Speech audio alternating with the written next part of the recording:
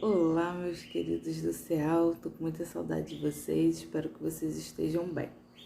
Bom, eu vim aqui hoje para falar um pouquinho sobre essas datas históricas dessa semana, né? 21 de abril, Tiradentes, e 22, o dia que o Brasil teria sido descoberto. Bom, vocês vão entender até porque eu fiz as aspas daqui a pouco. O que acontece? Vamos falar um pouquinho sobre Tiradentes. Tiradentes é uma figura histórica, né? Ele participou de um movimento conhecido como Inconfidência Mineira, que significa infidelidade, inconfidência, né? E ele foi condenado a crime de lesa majestade. Por quê? O movimento de Inconfidência Mineira ou Conjuração Mineira, feito pela elite, tinha necessidade e queria muito separar o Brasil de Portugal.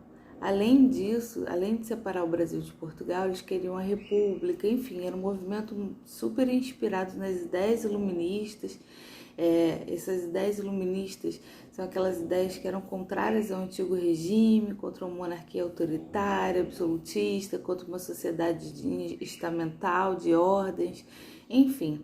Só que Tiradentes, ele era um militar de baixa patente, tá? E nas horas vagas ele também era barbeiro-dentista, porque ele arrancava dentes, por isso o nome Tiradentes, tá? Não existia dentista de fato para cuidar dos dentes, então os dentes iam estragando da população no Brasil colônia e tinham pessoas para arrancar esses dentes que estragavam, tá? O que acontece?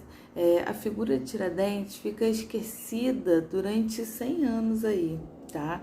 Lembrando que eu falei para vocês que Tiradentes era um militar de baixa patente, ou seja, ele era um dos inconfidentes que não tinha tanta expressão, nem tanto dinheiro, e aí ele acaba sendo condenado ao enforcamento e ao esquartejamento, tá? Por que a coroa faz isso? Por que a coroa portuguesa, por que o Brasil colônia faz isso? É simples, meus queridos.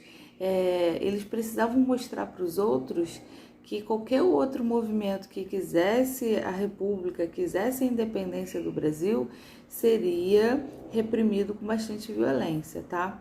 Mas a figura de Tiradentes, ela fica esquecida durante 100 anos de história. Por que isso, né?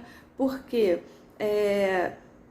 só foi revisitada, nós só estudamos Tiradentes hoje muito por conta da proclamação da República em 1889. Por que isso? Porque foi proclamada a República também pela elite, pelos militares, enfim. E aí, essa galera que proclamou a República começou a perceber que não existia identificação popular com o movimento. Então, eles revisitaram, estudaram a figura de Tiradentes para colocar para a população como se tivéssemos um mártir da República, tá? E é por isso que a gente estuda Tiradentes hoje. Assim como Tiradentes, várias outras pessoas, não estou dizendo que não é importante, tá? Pelo amor de Deus, é claro que é importante, mas é assim, várias outras pessoas já lutaram, já quiseram a independência, quiseram a proclamação da República um tempão também, né? E desses movimentos, inclusive grande parte das pessoas que participaram da Conjuração Baiana, que foi um pouquinho depois da Inconfidência Mineira, também tinham os mesmos ideais de Tiradentes, tá?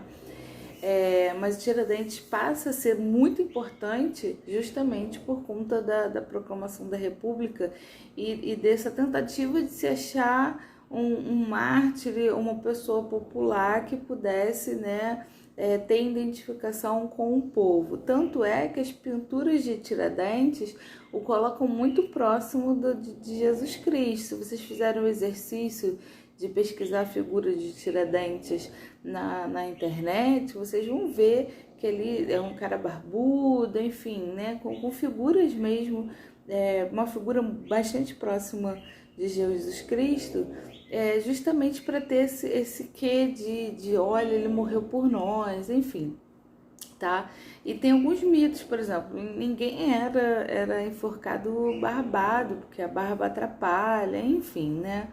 Mas é interessante a gente estudar a figura de Tiradentes como foi um sujeito que queria a independência do Brasil, né, lá no Brasil colônia, e desejava a república, tinha vários ideais, inclusive de construção de universidades, enfim, é bastante importante. E a outra data histórica aí que a gente não pode esquecer é essa data, né, do descobrimento do Brasil, que por isso descobrimento entre aspas, porque na verdade os indígenas já aqui estavam quando os portugueses chegaram, tá? O primeiro português que pisou aqui teria sido Pedro Álvares Cabral. Eu falo teria sido porque é sempre muito complicado marcarmos, né? Tem alguns fatos históricos, ok? E temos comprovação histórica da presença de Cabral aqui pelas cartas de Pero Vaz de Caminha, tá?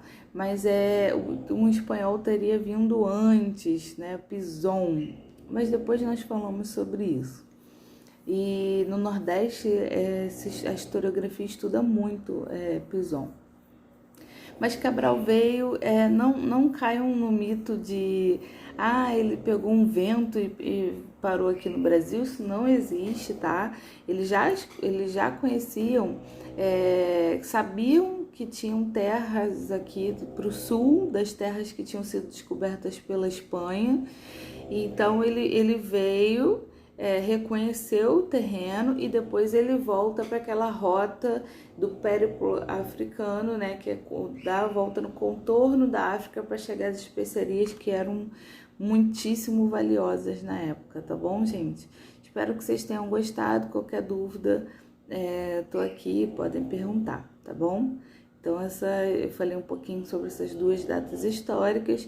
Tem uma outra data que é uma data religiosa, né, que comemora dia 23 também, que é feriado no Rio de Janeiro, que é o dia de São Jorge, e que seria um cavaleiro templário, né, teria participado das primeiras cruzadas, mas também isso é história para os próximos dias, tá bom?